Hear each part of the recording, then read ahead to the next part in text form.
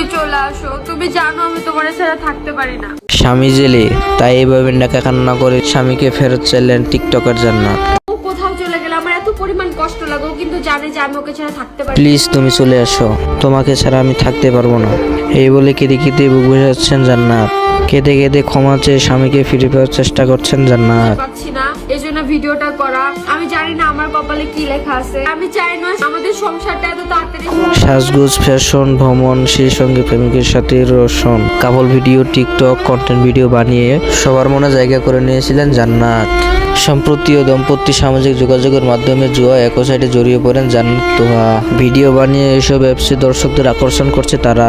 ওকে কাজে লাগিয়ে নগদটাকে জিতে নিন। আমাদের অ্যাকাউন্টে কিন্তু অলরেডি $19 অ্যাড হয়ে গেছে। স্বামী স্ত্রী মিলিয়ে অনলাইনে জুয়া খেলায় মেতেছেন তারা। আর সর্বোচ্চ ছড়িয়ে সবাইকে আসক্ত করতে চেয়েছিল জান্নাত তোহা।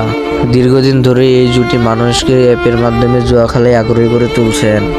এইসব অপরাধের কারণে তোহাকে গ্রেপ্তার করেছে পুলিশ। স্বামী গ্রেপ্তার হতে মানতে পারতেছে না জান্নাত, তাই কেঁদে কেঁদে স্বামীকে ফিরে পাওয়ার চেষ্টা করছেন জান্নাত। জান্নাত তোহার এমন প্রচারকে নিন্দা জানাচ্ছেন দর্শকরা। বলছে তারা যুব সমাজ ধ্বংস করছে, এদের আইনের আওতায় চরম শাস্তি হওয়া উচিত। অনলাইন জুয়া যেখানে ভাইরাসের মতো সর্বোচ্চ ছড়িয়ে পড়েছে, সেখানে কিছু প্রমোট করছেন কাপল ব্লগার ও কন্টেন্ট ক্রিয়েটররা। এমন ধ্বংসের কাজে মানুষকে উৎসাহিত করার জন্য কোন চোখে দেখছেন আপনারা, তা আমাদের কমেন্ট করে জানিয়ে দিন। এবং জান্নাত ও তোহার কি শাস্তি হওয়া উচিত কমেন্টে জানিয়ে দিন। ভিডিওটি ভালো লাগলে লাইক, কমেন্ট, শেয়ার করে দিন আপনাদের বন্ধুদের মাঝে।